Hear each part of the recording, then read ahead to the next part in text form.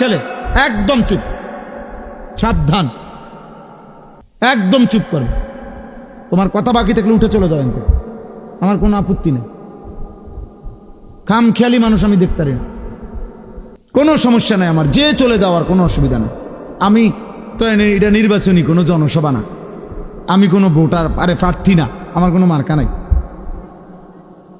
তাইলে আমি একজনের জন্য আল্লাহর কথা যে পরিমাণ গুরুত্ব, 1 লক্ষের জন্য একই গুরুত্ব, বুঝেন নাই? সোজা হিসাব।